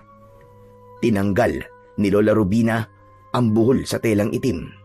Binuksan niya yon. Tumambad sa harapan namin ng kaibigan ko ang kambal na punyal. Subalit puti ang kulay ng talim nito. Tig-isang ibinigay yun sa amin ni Tatoy. Lola Rubina, anong klaseng kutsilyo po ito? Hindi to katulad ng pangkaraniwang kutsilyo lang Kambal na punyal ang tawag dyan. Hindi yan gawa sa bakal, kundi gawa yan sa ivory mula sa pangil ng elepante. Yung dalawang patulis sa kanyang nguso. May kakaibang bisa yan na panlaban sa mga masasamang nilalang, lalo na ang mga aswang. Kung ganun, isa po tong mutya. Yung po ba ang ibig sabihin, Lola Rubina? Tama ka, Apo. Bigay sa lolo mo ng isang katutubo na naging kaibigan niya. Kaya mahalaga ang kambal na punyal. Itinago ko yan dahil wala akong mapagkakatiwalaan na pwedeng gumamit. Pero ipapagamit niyo po sa amin ni Jomar. Oo, Tatoy. Dahil alam kong kayo ang karapat-dapat para gumamit ng kambal na punyal. Kaya yan ang gagamitin nyo para hadlangan at patayin ang mga amalanhig na aatake dito sa baryo sa mismong gabi ng undas. Dahil sa ibinigay na yon sa amin ni Lola Rubina, ay nawala ang aking pangamba. Ganon din si Tatoy, sapagkat nakatitiyak kami na merong mainam na armas na magagamit para harapin ang mga mabubuhay na bangkay ng mga aswang. Patuloy na lumalalim ang gabi ng sandaling yon. Pagsapit ng 12 ng hating gabi, ay magsisimula ng lumabas sa kanilang mga libingan ang mga naaagnas na katawan ng mga aswang, ayon kay Lola Rubina. Napatingin ako sa orasang nasa bisig ko. 11:00 na ng gabi, 1 oras na lang at simula na ng lagim sa Barrio Noches. Kapwa hindi na kami makatulog sa pag-aabang ng oras. Maya-maya pa ay umalulong ang isang aso. Mahabang alulong na nagpatayo ng aking balahibo. Nasundan yun ng iba pang aso na sumali na rin. Hanggang magkakasabay na umalulong ang mga aso sa baryo. Ang buwan na kanina lang ay may maliwanag na sinag ay nakapagtatakang tinakpan ng ulap. Kaya naman, naging makulimlim ang paligid. Waribay, natakot din ang buwan sa kadilimang nakatakdang maganap sa mga oras na yon. Kapwa na namin inihanda ng kaibigan ko ang aming sarili. Hawak na namin ang punyal na gawa sa pangil ng elepante. Napatingin ako kay Lola Rubina. Tahimik lang sa isang bahagi ng bahay. Hawak naman niya ang isang supot. Pinagmasdan ko yun. Nakita ko na mga butil ng bawang na sadya niyang pinag-iwahiwalay upang dumami. Ito ang kanyang magiging pananggalang laban sa mga aswang na amalanhig. Maya-maya pa ay may naamoy akong hindi kaaya-aya. Napatingin ako kay Tatoy. Napasimangot ako dahil sa aking naaamoy. O, teka. Ba't ganyan ang pagkakatitig mo sa akin, Pards? Ang baho kasi. Mukhang nagpalabas ka na naman ng hindi magandang amoy. Oy. Ayos ka lang ba? Tahimik ang tiyan ko, no? Hindi ako nagpapasingaw. Baka ikaw, tapos ibibintang mo lang sa akin. Sabi nga, kung sinong unang pumiyok, ay siyang nangitlog. Hoy, hindi ako Saka, konti lang kinain ko kanina, no? Huwag na nga kayo magtalo. Ano ba kayo? Hala, kayo naman po pala yun, Lola Rubina. Dapat po mag-CR na kayo. Amoy bulok na po yan eh. Ilabas nila. Jaske kang bata ka. Hindi rin ako. Saka hindi ganun katindi ang amoy ng kwan ko. Saan po yung galing? Patungo dito sa lugar natin na simoy ng hangin. Ibig lang sabihin, dala ng hangin ang amoy nila. Ibig niyo sabihin, yung bumangong mga bangkay na aswang sa sementeryo? Ganun na nga. Lumabas na sila ng kanilang libingan. Nagsisimula na silang maglakbay at patungo sila rito dahil tiyak naaamoy na nila ang inyong sariwan dugo. Naku po, eto na nga yun.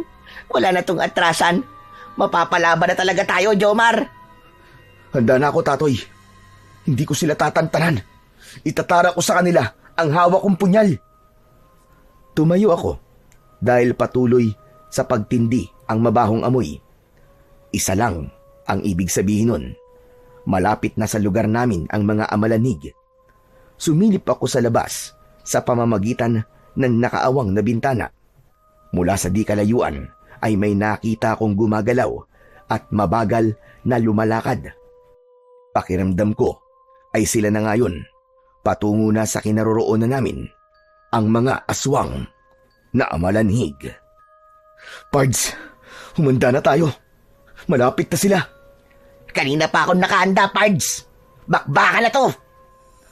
Sumilip din sa labas ng bahay si Tatoy. Nanlaki ang mga mata niya at Jesus Mariosep pa nang makita ang mga gumagalaw na nilalang. Kasabay ang matinding mabahong amoy. Nakarinig din kami ng sigawan ng mga tao. Ipinagtaka ko yun dahil ang buong alam namin ay tanging kami lamang ang pakay ng mga amalanig. Subalit bakit ngayon ay tila may iba silang nais biktimahin? Lola, ano po nangyayari? Bakit may mga tao po sumisigaw sa labas? Sila ang mga taga rito na nakita ng mga amalanhig sa labas ng bahay sa mga lugar na kanilang dinaraanan. Maging sila po ay biktima na rin? Interesado rin sila sa dugo ng mga yon? Hindi, Apo. Kundi ang interes nila ay maging aswang din ng mga taong yun. Oras na makagat sila ng mga amalanhig, mawawalan sila ng malay. Posibleng mamatay din. Pero kapag nabuhay uli sila, magiging amalanhig din sila. Kailangan rin namin silang tulungan, Lola. Halos hindi pa natatapos sa kanyang sasabihin si Tatoy ay naramdaman kong tila nililindol ang aming bahay. Inuuga ito ng mga amalanig. Kasabay nun ang kanilang nakakatakot na mga pag-angil. Anak nandito na sila, Lola Rubina. Mahabagin langit, sisirain nila ang bahay ko. Sa pilit na silang papasok dito. Anong gagawin namin, Lola Rubina? Kailangan lumabas tayo. Sa labas, doon nyo sila harapin. Mawawasak ang bahay na ito kapag nagpumilit silang pumasok. Kapag lumayo sila, lalagyan ko ng pagontra ang palibot ng bahay ko. Kaya dapat silang umalis dito. Wala kaming nagawa ni Tatoy, kundi sundin ang sinabi ni Lola Rubina. Binuksan ni Tatoy ang pintuan ng bahay at nagmamadali kaming lumabas. Hindi kami makapaniwala sa nakita naming mga amalanig. Grupo-grupo sila at handa nga silang atakihin kami. Nang makalabas ako ng pinto ay nagmamadali akong tumakbo. Nauna na ako at nakita ko na kagad na pumihit ang mga amalanig para sundan ako. Naiwan si Tatoy pero ramdam kong nakasunod na rin siya. Samantalang si Lola Rubina naman ay napaligiran ng mga amalanig. Nakita ko, nakasunod ko nga si Tatoy. Hindi nga nakasunod sa amin si Lola Rubina. Naiwan sa loob ng kubo si Lola Rubina, Pards. Anong gagawin natin? Hindi ko maaaring pabayaan ang lola ko. Babalikan natin siya. Bumalik kami ni Tatoy. Nagkatalikuran kaming magkaibigan para harapin ang mga nabuhay na bangkay ng mga aswang. Tama na yan! Pabayaan niyo ang lola ko! Mga jablog buwang kayo! Mga bigay ba kayo? Tantanan niyo si Lola Rubina! Kami ang harapin niyo! Mga mababahong aswang! Sa ginawa kong pagsigaw sa mga amalanig, ay isa-isang naglingunan sa amin ni Tatoy ang mga kampon ng dilim. Lumapit ang mga ito at iniwan ang bahay. Nakakadiri ang itsura ng mga aswang amalanig. May mga luwa ang mga mata. Ang iba naman ay kita ang lumalabas na mga naaagnas na lamang loob. May ibang halos humiwalay na ang ulo sa katawan. May mga bahagi ng katawan na tila bali-bali na. Ang pinakamatindi pa sa lahat ay ang nakakasulasok nilang amoy na humahalo sa simoy ng hangin. Wala kaming ibang pagpipilian kundi ang harapin ang mga nabuhay na bangkay sa Barrio Noches. Inihanda ko ang hawak kong punyal. Halos masuka-suka ko sa amoy ng mga amalanig pero tiniis ko yun. Sinugod ko isa-isa at ibinaon sa kanilang katawan ang hawak kong punyal. Sa bawat pagsaksak ko gamit ang hawak kong punyal ay lumalagpas ang aking braso sa kanilang katawan. Lumulusot yun dahil nga litaw na ang kanilang lamang loob. Naririnig ko rin ang pandidiri ni Tatoy. Katulad din ng nangyari sa akin ang kanyang nararanasan. Lumulusot din sa katawan ng mga amalanhig ang punyal na isinasaksak sa kanila. Kaya ang ginawa ko ay sa kanilang bunbunan ko isinaksak ang hawak kong armas.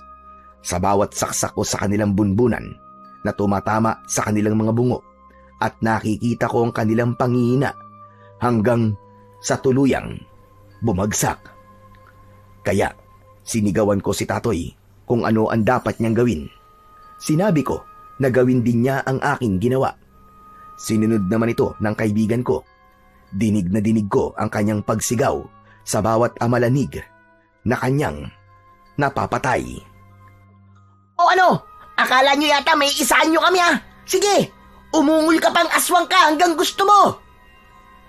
Hataw lang ng hataw, Tatoy! Birahin mo ng birahin! Oo, Pards, pero bumabaligtad ng sikmura ko sa amoy ng mababahong amalanig na to. Ako din, Tatoy! Pero kailangan natin pagtiisin yun, kundi tayo papatayin ng mga amalanig na to! Ipinagpatuloy namin ang pagharap sa mga bangkay na aswang na nabuhay. Tila hindi nauubos ang mga ito. Kung may mga napapatay kami ni Tatoy, ay merong dumarating at mas marami pa. Ibig lang sabihin, maraming mga bangkay ng aswang ang nakalibing sa sementeryo ng Barrio Noches. Hindi ngayon nakapagtataka dahil nakilalang baryo ng mga aswang ang nasabing lugar ayon sa pagkakakwento ni Lola Rubina. Yun nga lang, hindi siya naging kauri ng mga aswang. Ayon din sa kanyang kwento, ay may mga katulad niya sa baryo na piniling manatiling normal na tao kesa ang maging bahagi ng mga nilalang na naghahasik ng dilim. Ayaw nilang maging aswang at nagawang igalang yon ng mga naninirahan doon. Kaya nga lang, kapag dumarating ang ganong pagkakataon na bumabangon ng mga aswang na namayapa na, hindi sila ligtas sa pagsalakay ng mga ito.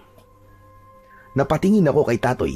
Pinipilit pa rin niyang harapin ang mga amalanig. Saglit pa, ay narinig ko ang sigaw ni Lola Rubina. Humihingi siya ng saklolo. Nakita ko na nasa labas na rin siya ng bahay at hawak ng mga amalanig. Nakuha rin pala si Lola Rubina. Hindi sila interesado sa dugo ng isang matanda. Pero maaari nila itong isama sa kanilang pinanggalingang hukay para ilibing ng buhay at maging aswang amalanig din sa darating na panahon. Delikado si Lola Rubina! Hindi siya dapat mapahamak! Jomar! Si Lola! Halika, Tatoy! Tulungan natin siya! Iniwan namin ni Tatoy ang pagharap sa ibang mga amalanig at pinuntahan namin si Lola Rubina upang tulungan. Wala na ang bawang na ginagamit niyang pangontra. Posibleng naubos na ang mga ito. Tatoy, Jomar! Mga apo, tulungan niyo ako! Ayoko sumama sa mga mamamahong amalanhig na ito! Tulungan niyo ako! Huwag po kayo mag-alala, Lola! Kami po ang bahala sa inyo! Nang lapitan namin ni Jomar, ang mga amalanig ay iniwan nila si Lola Rubina at kami ang sinugod ng mga ito. Naamoy kasi nila ang sariwa naming dugo at yun ang nakaengganyo sa kanila. Subalit hindi kami papayag na matikman nila ang dugo namin dahil magiging paraan yun para mabuo sila at magbalik sa dati nilang normal na kalagayan. Huwag na kayong ambisyoso mga amalanig! Ang dapat sa inyo ay maubos na! Ang kukulit niyong mga amalanig kayo! Sinabi lang hindi kami magpapakain sa inyo! Hayop kang amalanig ka! Ibabaon ko sa bunbunan mo ang punyal na to! Ha! Ako rin! Ibabaon ko to sa mga mata mong nakaluwa na! Kahit totoong nakakadiring makipaglaban sa mga bangkay na aswang na nabuhay, ay dapat naming gawin yon. Maya-maya pa ay bumagsak na sa lupa ang mga aswang na kanina lang ay umaatake kay Lola Rubina. Iginala namin ang aming paningin. Kakaunti na ang natitirang mga amalanig. Marami na ang nakahandusay at nagkahiwa-hiwalay ang mga katawan. Pards, kakaunti na lang sila! Tama ka, Tatoy. Kaya ubusin na natin ang mga natitira pa. Huwag kayo magpakampante, mga apo. Mahaba pa ang gabi. Ano pong ibig niyo sabihin, Lola?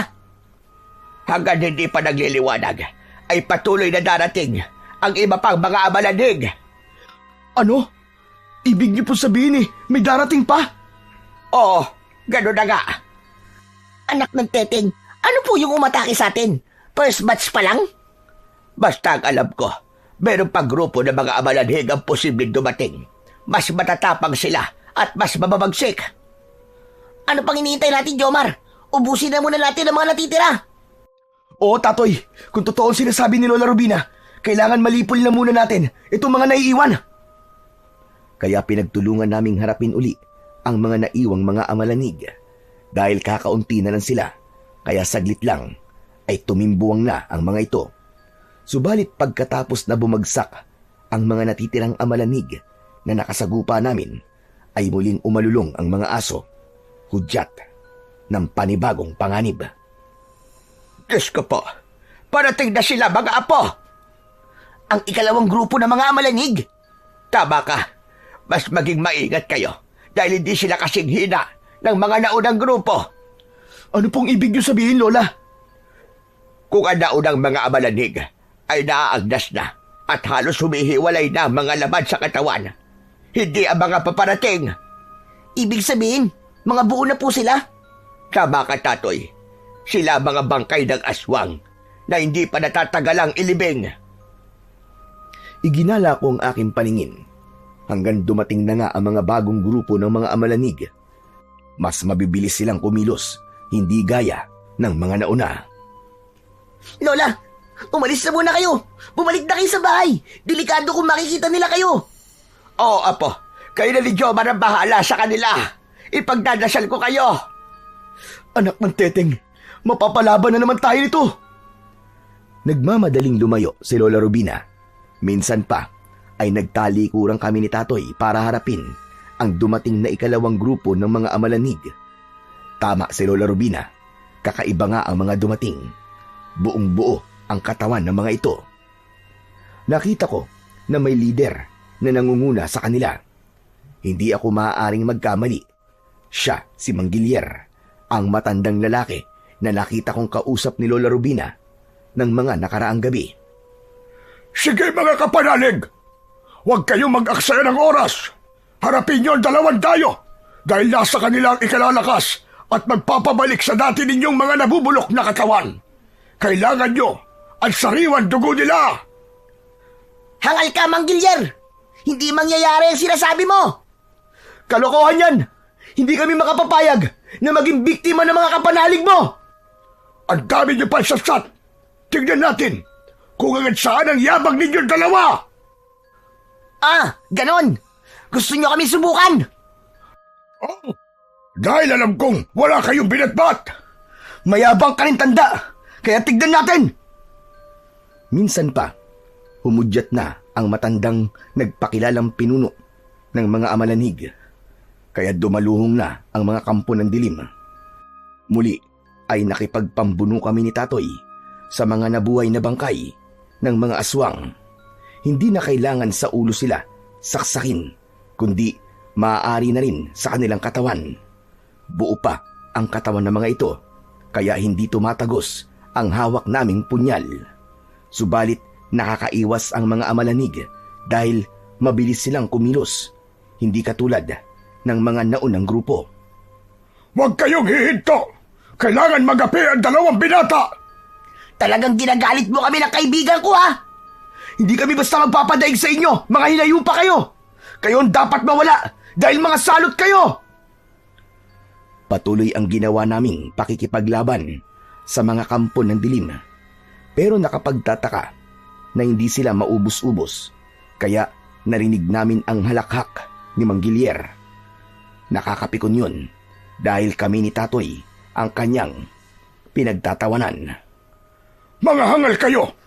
Akala yata ninyo ay naisahan nyo na kami! Nagkakamali kayo! Hindi mauubos ang mga amalanhig na kaharap nyo ngayon! Jomar, napansin mo rin ba? Parang di sila nauubos, ano? Hindi ko na rin maintindihan kung bakit ganun. Iginala namin ang aming mga paningin.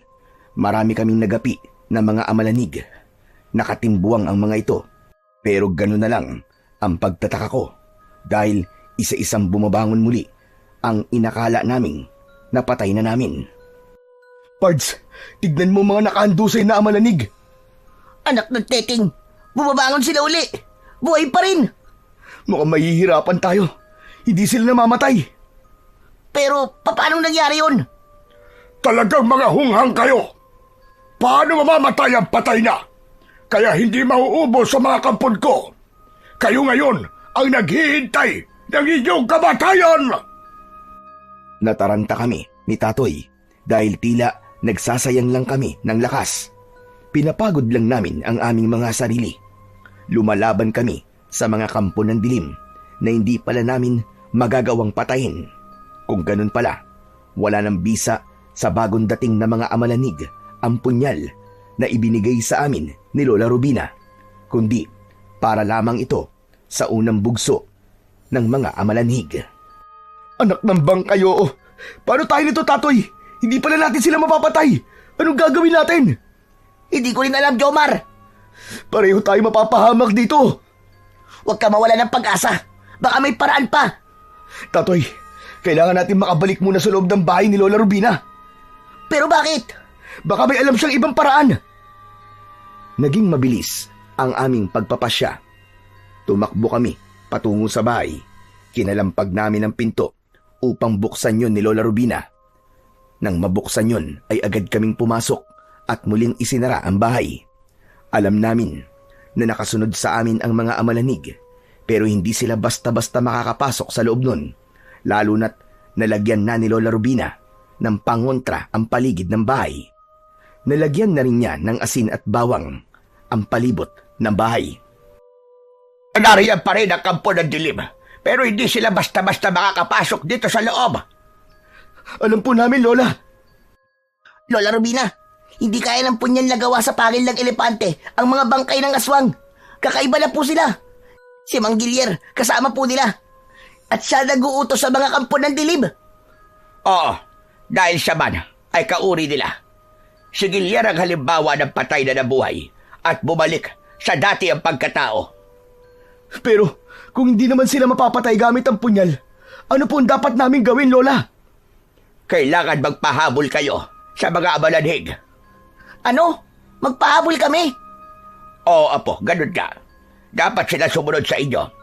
At dalhin nyo sila sa lugar na may tubig. Sa ilog? Tama ka. Siguro naman ay tanda mo pa rin ang ilog na pinaliliguan mo noon. Alam ko po yun, Lola. Magpahabol kayo hanggang sa ilog. Dapat sumunod sila sa inyo. Kapag nabasa ng tubig ang mga amalanhig, magiging mabagal ang kanilang pagkilos. At kung aabutin sila ng pagsapit ng umaga, yun na ang kanilang magiging wakas. Ang sikat ng araw ang papatay sa kanila. Naiintindihan nyo ba ang ibig ko sabihin? Opo, Lola Rubina. Sige na, lumabas na kayo. Magpahabol kayo sa mga amalanhig hanggang doon sa ilog. Kaya hindi na kami naghintay ng oras. Lumabas kagad kami ni Tatoy at mabilis na tumakbo. Nakita namin na nagmamadali rin na nakasunod sa amin ang mga amalanig. Nauna si Tatoy at nakasunod lamang ako. Siya ang nakakaalam ng daan papuntang ilog. Subalit habang tumatakbo kami, ay nakita ko ang isang anino sa hindi kalayuan. Nang malapit na kami, ay nakilala ko kung sino yun. Walang iba, kundi si Mina. Naroon si Mina. Saglit kaming huminto ni Tatoy. Mina, bakit ka nandito? Gusto ko makatulong sa inyo. Tutulungan mo kami? Alam mo ba sinasabi mo, Mina?